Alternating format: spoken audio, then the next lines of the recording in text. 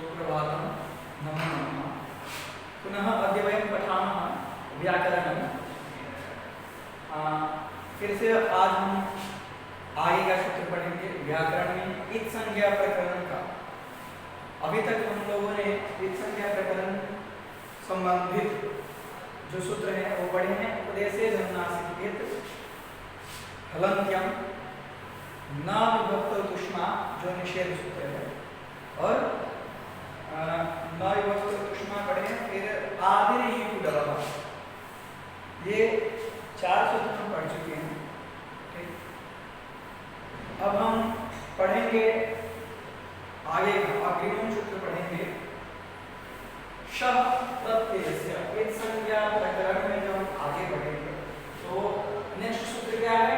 शः प्रत्ययस्य। शः प्रत्ययस्य यह सूत्र है। सूत्र का अर्थ क्या है कि प्रत्यय के आदि में, प्रत्यय के आदि में स्थित श वर्ण जो है उसकी इत संज्ञा हो जाती है। प्रत्यय के आदि में स्थित श वर्ण की इत संज्ञा हो जाती है। यह एक सूत्र का अर्थ। फिर यहाँ हम लिख लेंगे प्रत्यय के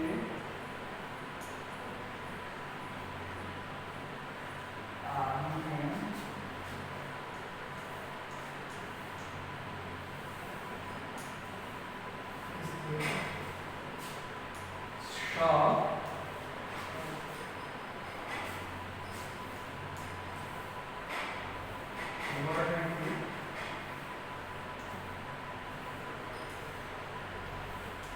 संज्ञा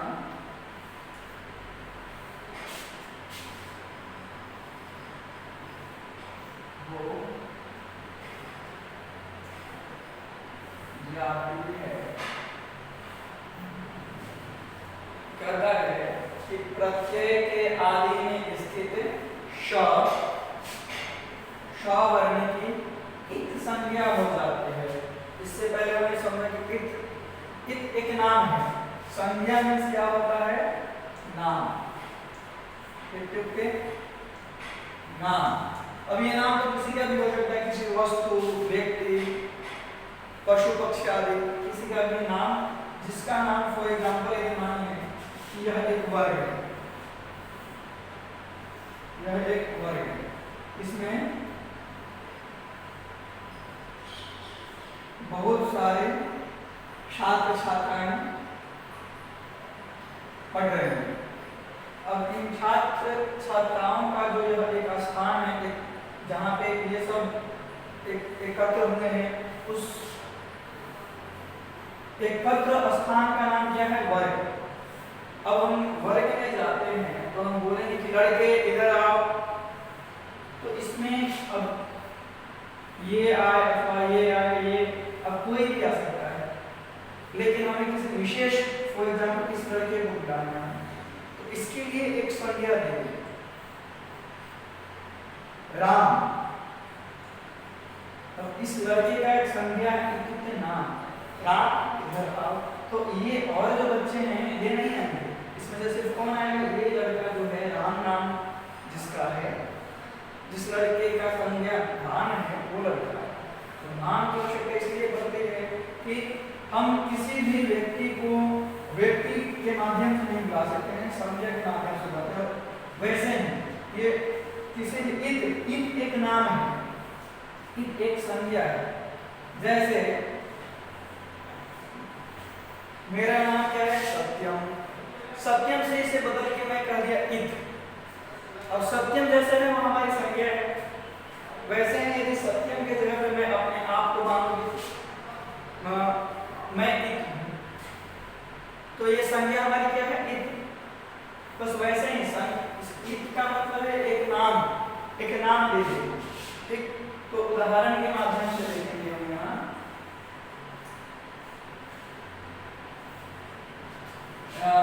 शाकन एक शाकन, शाकन। अब शाकन का हम आनुपूर्वी करेंगे। आनुपूर्वी का अर्थ होता है वर्णों को अलग अलग करना। कैसे है? श आ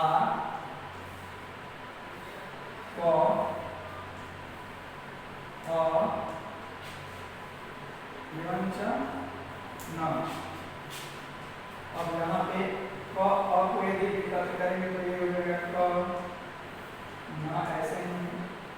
अब श आ को मिला देंगे तो ये हो जाएगा शा। मूल रूप से सा का ऐसे, ठीक।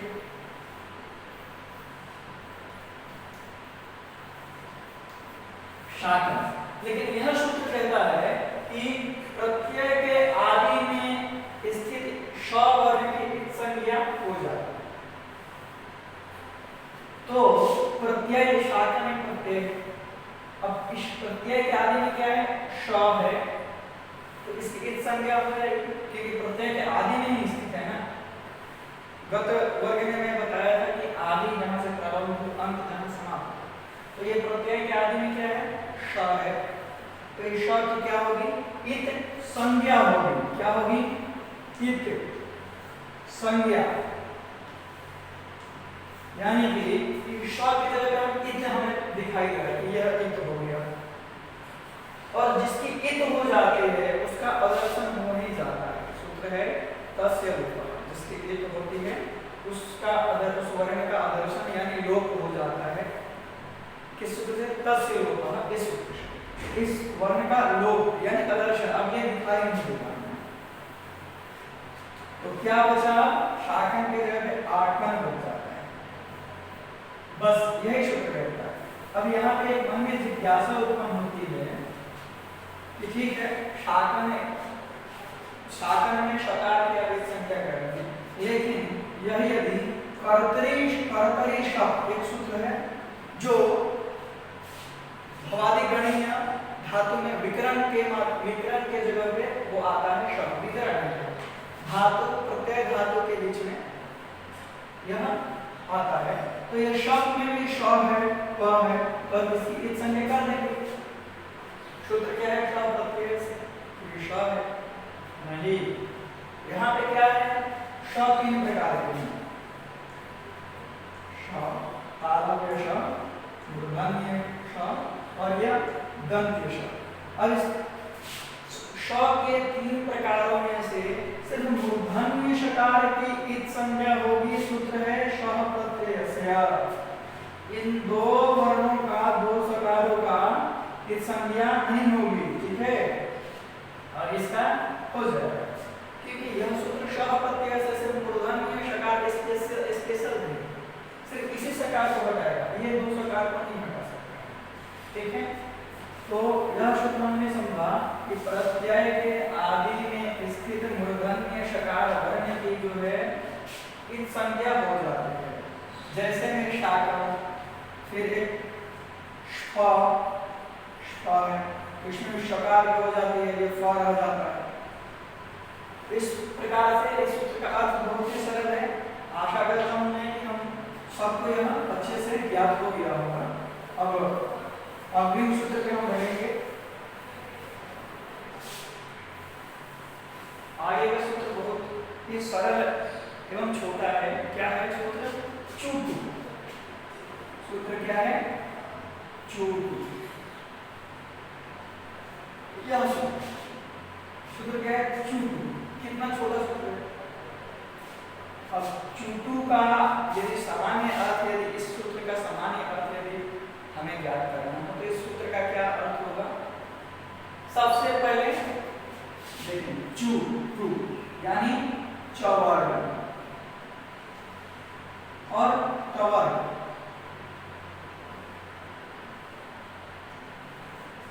टवर्ण चूटू से हम समझेंगे चौवर्ण और टवर्ण, यानी च, छ, झ, झ और य। और टवर्ण का ट, ठ, ड, ढ एवं च ण। ये पांच वर्ण जो है टवर्ण के आते हैं और ये पांच वर्ण चवर्ण, ठीक है। अब क्या कहता है कि चूटू से तो हम ये समझ गए, फिर चू और टू से चवर और टवर को समझ। अब इसका और सरल अर्थ निकालते हैं। तो सबसे पहला सूत्र जो था क्या था, उपदेशे जन्नासिक इत संज्ञा प्रकरण में प्रथम सूत्र।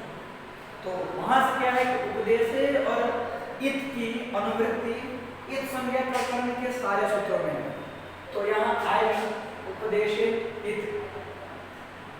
तो उपदेश क्या है, तो उपदेश आपको पता है, पिछले वर्ग में पढ़े थे। और फिर पुनः इसमें प्रत्यय, प्रत्ययस्य शह प्रत्ययस्य में से प्रत्यय की अनुवृत्ति। तो इसका अर्थ, सामान्य अर्थ क्या बनता है कि प्रत्यय के आदि में स्थित, प्रत्यय के आदि में स्थित चवर्ग और टवर्ग की एक संज्ञा हो जाती है। प्रत्यय के आदि में स्थित चवर्ग और टवर्ग की एक संज्ञा हो जाती है। बस इसका सामान्य अर्थ यह है।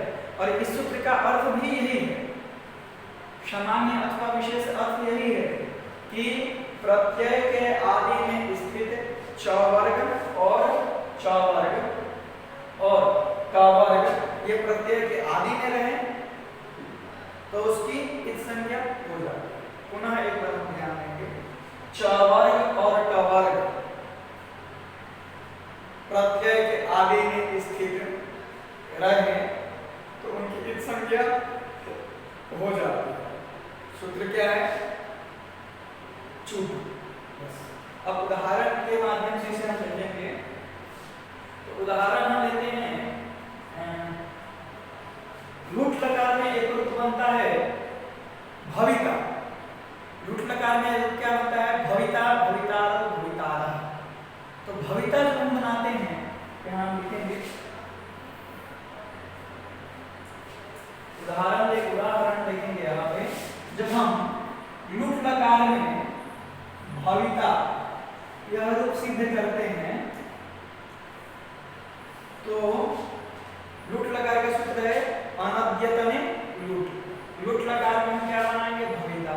और भविता बनाने के क्रम में जो है प्रत्यय के स्थान पर आदेश क्या होता है, डा। सूत्र है लूटः प्रथमस्य डारो वसः, लूटः प्रथमस्य डारो वसः। ये सूत्र जो है इस यहाँ पे ये ऐसा आएगा डा, डा। अब ये किसके जगह पे है,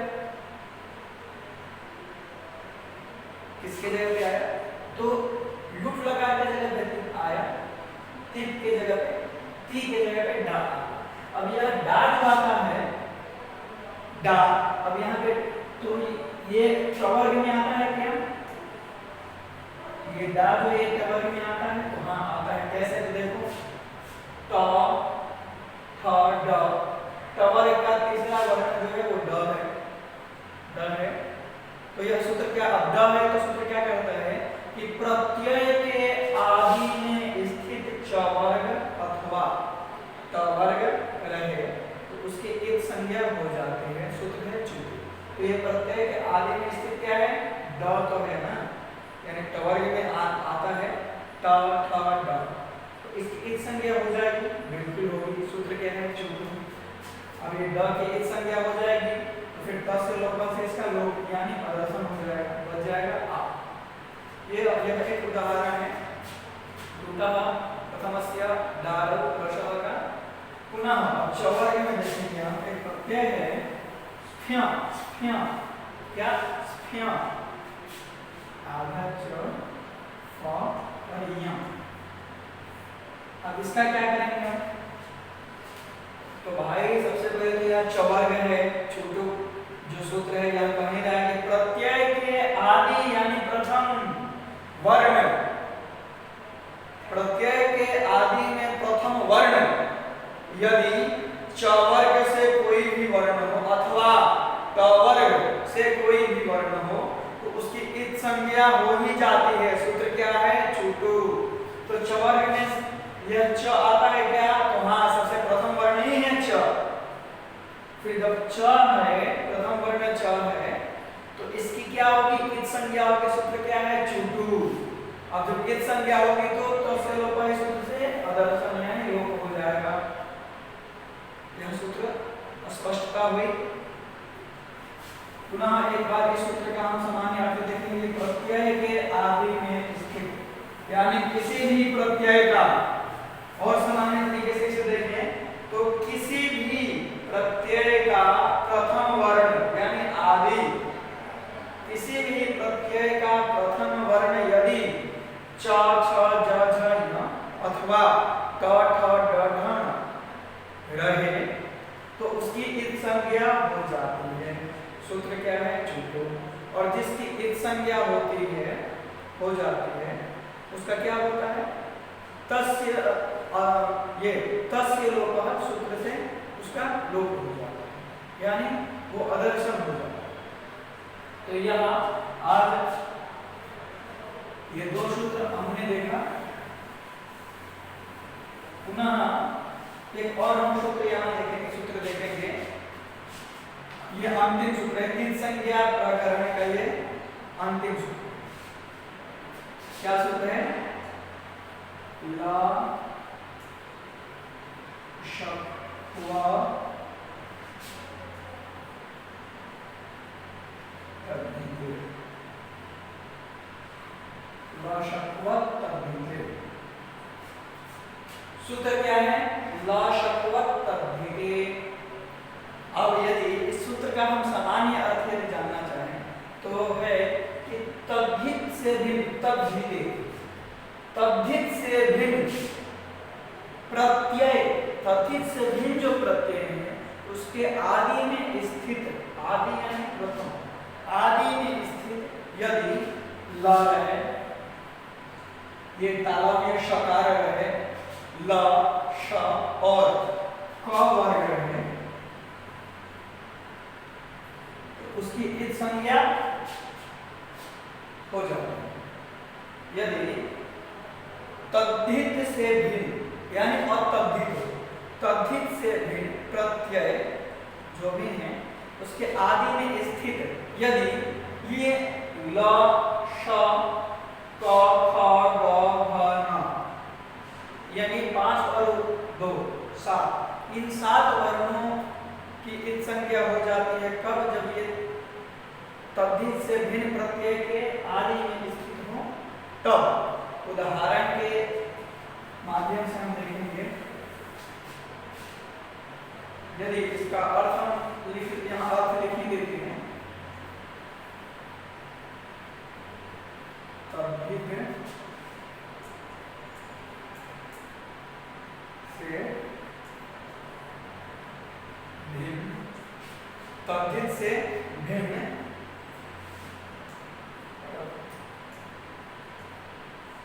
ये है कि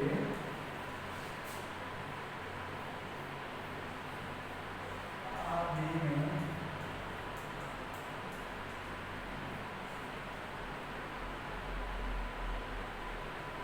स्थित, आदि में स्थित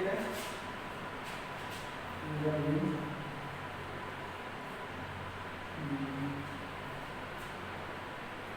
ला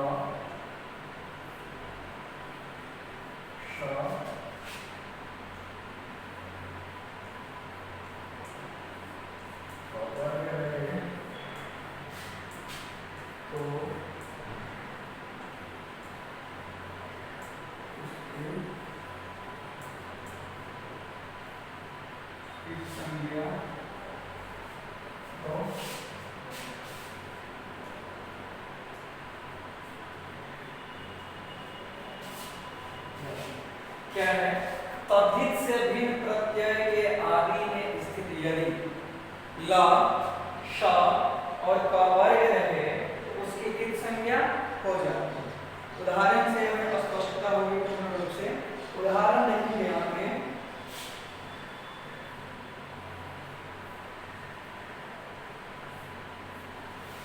ल्यूट, ल्यूट प्रत्यय है, ल्यूट प्रत्यय है। तो ल्यूट प्रत्यय में आदि यानी प्रथम कहता है कि तद्धित से भिन्न प्रत्यय का प्रथम यदि वर्ण ल श क ख ग घ ङ रहे तो उसकी इत् संज्ञा हो जाती है।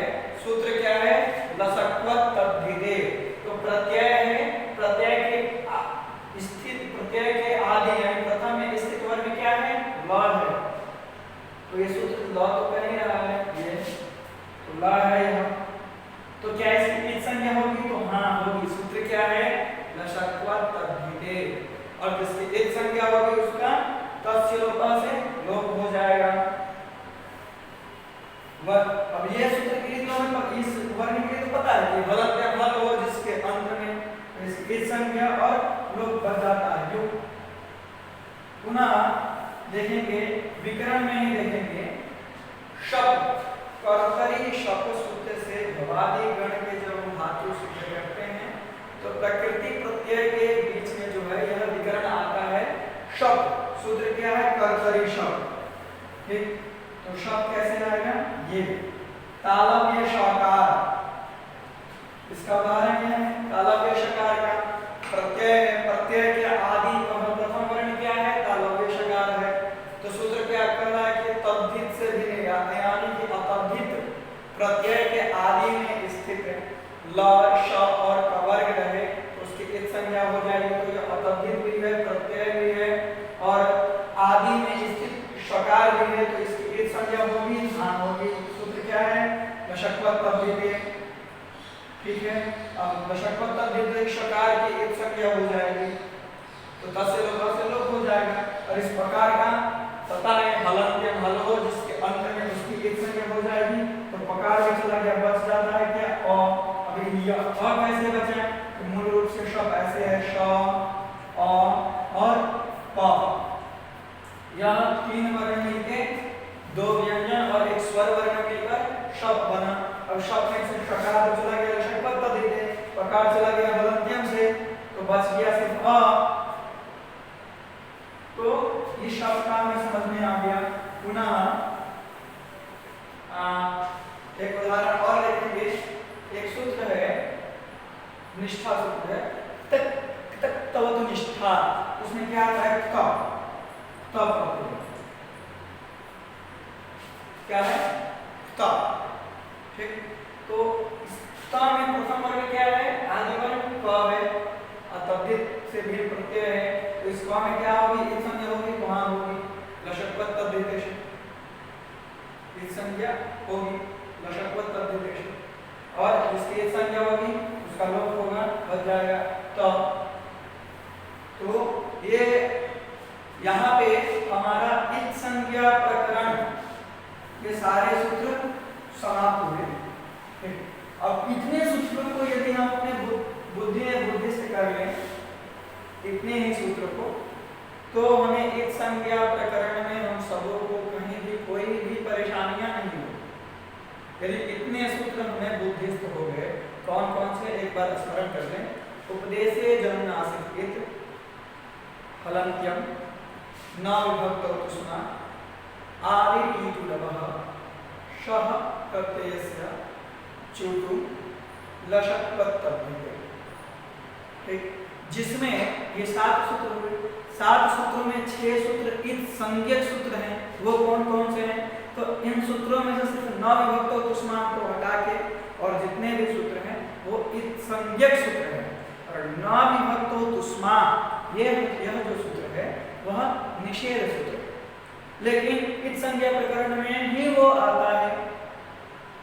पुनः उसके बाद एक और सूत्र हम पढ़ेंगे, तस्य लोपः, जो सभी जगह लोप कर रहा है। तो तस्य लोपः बस इतना ही देखेंगे, तस्य लोपः कुछ ज्यादा कुछ नहीं करता है। तस्य लोपः कहता है कि जिन जिन वर्णों की उपरोक्त सूत्रों के माध्यम से ईद संज्ञा हो गई है उसका लोप मैं कर दूंगा। कौन कर देगा? मैं नहीं, तस्य लोपः सूत्र वो कर देगा।